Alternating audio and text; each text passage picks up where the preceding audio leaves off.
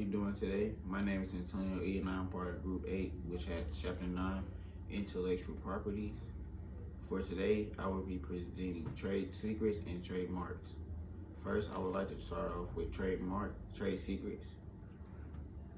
In a trade secret, anything of value, a company takes responsible steps to protect from disclosure. One of the biggest differences from trade secret and a patent is that trade secret claims that you have the right to a certain product and its sales and manufacturing forever, while with a patent you lose all rights once you pass away, which is a big key.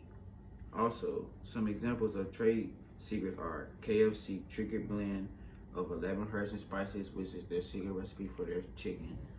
Coca-Cola recipe for their signature drink. McDonald's Big Mac special sauce, which is the special sauce they use on the Big Mac. You know, that number one you always get. And secret client list at a company. So any secret clients list of clients and stuff a company has that's not for anybody else to see, those are all trade secrets. Next, we have Uniform Trade Secrets Act, or the UTSA, which is a model law to protect trade secrets adopted by over 40 states. A key note to take away from this is not all states follows the UTSA, so therefore the definition of a trade secret can vary by jurisdiction, which is a very important thing to take away from this.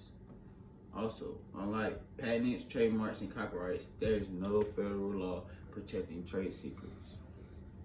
Next, we have misappropriation, which is appropriated wrongly or without justification.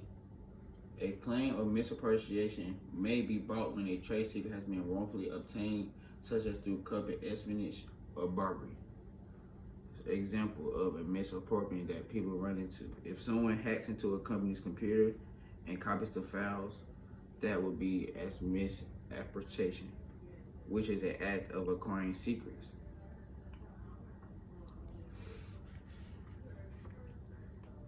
To kind of sum everything up with trade secrets, trade secrets, they last forever if the owner of the secret keeps the secret a secret. So the owner has to keep the secret a secret, and he can't let it get out anywhere. Although if someone discovers the secret through a lawful method, then the owner of the secret has no right to exclude others from using the secret. So if another person who's after the secret finds another way, a lawful method way to get the secret, then the owner has no right over that. Right now I'm going to show you a little clip to basically sum up trade secrets. Ever wondered what goes into Coca-Cola's secret recipe or Google's algorithm? Well, you'll probably never know because these are trade secrets. Companies of every size use trade secrets to get a competitive edge and protect their intellectual assets, industrial processes, strategic plans, customer data, and so on. Does that mean the fajitas recipe at your mother's restaurant qualifies for protection as a trade secret? Well, maybe, but she would have to take appropriate steps to keep it secret. Trade secrets are not limited in time, have no registration cost, and are effective immediately. But unlike patents, they may be used by others if discovered, and are more difficult to enforce. Okay, folks, so for my next topic, I will be talking about trademarks, which a trademark is any logo, mark, sound, or identifying characteristics that signifies the unique origin of particular goods or services. So for like example, say if someone goes and buys a Diet Coke. When they're going to buy that Diet Coke, the consumer knows that he or she is getting a product of soda from the Coca-Cola company, versus someone who goes out and buys a drink that's labeled Diet Cola, which has no direct assumption with the Coca-Cola company, which really means that that consumer doesn't know where they're getting that cola from, which can be from Pepsi, Coca-Cola, or any number of brands that manufactures cola. Another thing, sounds can also be used as a trademark. For example, AOL's "You Got Mail," that "You Got Mail," that is the trademark that AOL owns. And another thing, so the key is that the consumer identification with a specific origin. Like for example, if someone says something about cough medicine, You may think of a number of different cough medicines, but versus someone who says Vicks cough medicine. When they use that word Vic, that is a trademark. Vic is a trademark. Cough medicine is not the trademark. That's the biggest difference when it comes to trademarks. Is that name that signifies that consumer knows what they're getting and where they're getting it from. Next, we have a Lanham Act, which is federal law protecting trademarks. Unlike copyrights and patents, trademarks can last forever and are not subject to the Constitution's limited time restriction, which is really, really good to know. Next, we have trade dress. Trade dress is the distinctive and unique look, feel, or shape of a product service that signifies unique origin. So, a bottle shape can be considered a trade dress, such as a nail polish bottle. I was doing some research, and as I looked up, the company OPI, which manufactures the nail polish bottle, has registered this bottle shape with the U.S. Patent and Trademark Office, and is suing anyone who uses the similar bottle origin. So anybody who comes out with a nail polish bottle that looks anything the same, has any kind of words the same as OPI, they have the right to sue that company because of the trademark or trade dress. So that breaks down trade dress. Next, you have service mark, which is trademark for any entity providing service as opposed to goods. A really good example of a service mark would be Facebook, the app Facebook, because it serves as a purpose, as providing services as opposed to just straight goods. Yes, you can find people advertising goods, but a lot of people advertise services and businesses and stuff like that on Facebook. Next, we're going to be talking about certification mark, which a trademark representing a good or service meeting minimum standards established by the owner of a certification mark, which is a trademark can also be demonstrated certification, meaning certain standards, such as the Good Housekeeping Seal of Approval. And another mark we have to talk about is the collector mark, which is a trademark representing membership in a group as established by the owner of the collective mark.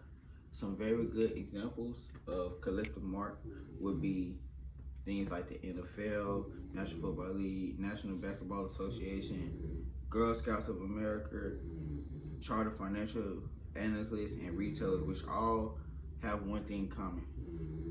Okay, so next we're going to talk about collective mark, which is a trademark representing membership in a group as established by owner of the collective mark.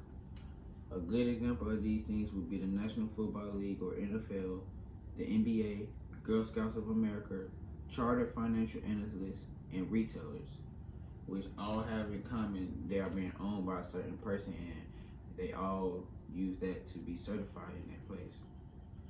The rules that apply to trademark also apply as well equally to collective marks, certification marks, and service marks.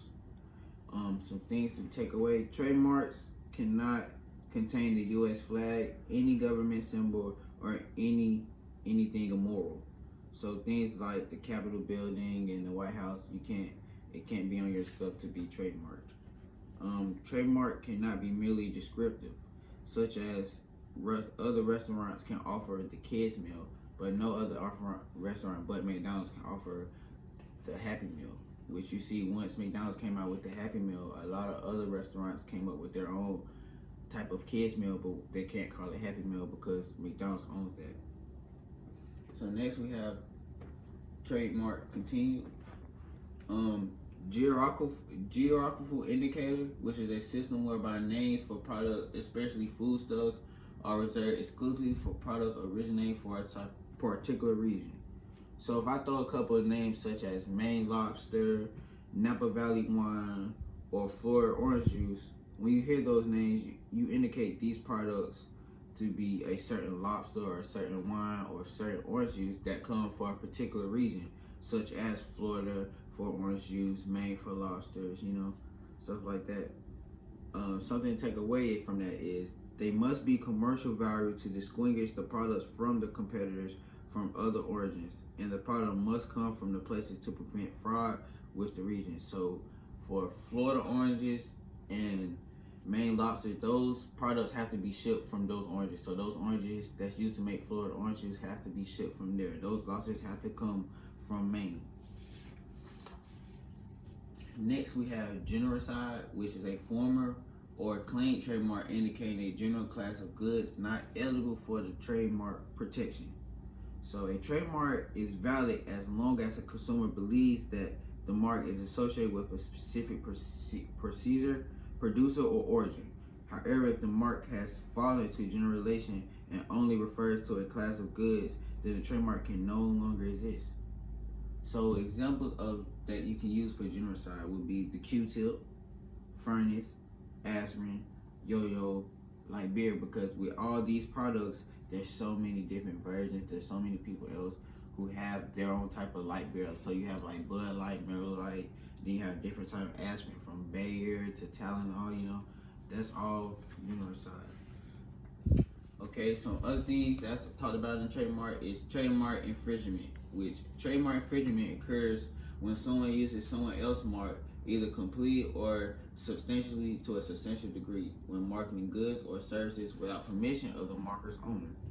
Example, when Apple first released their first iPhone, without doing enough information, they didn't realize that the name iPhone had already been trademarked by another company, which was Cisco.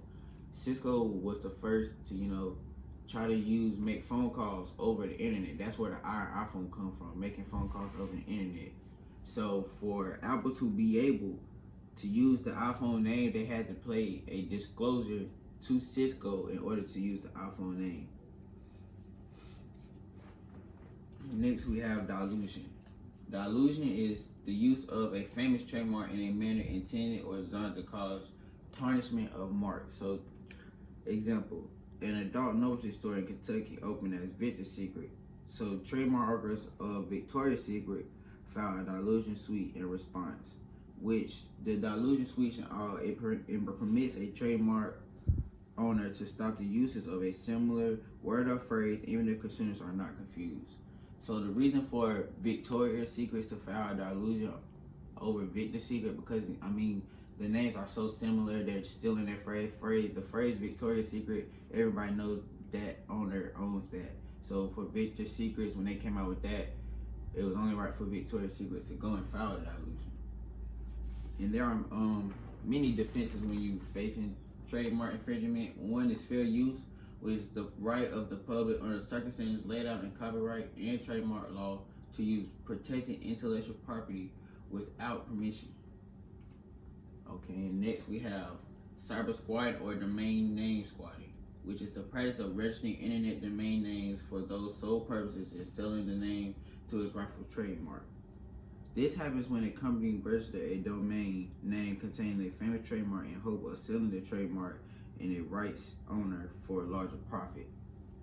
So that's basically they'll buy that company stuff, and the stuff they'll use the same name, but it's not the real company, and they're trying to sell it back so they can gain profit from that company.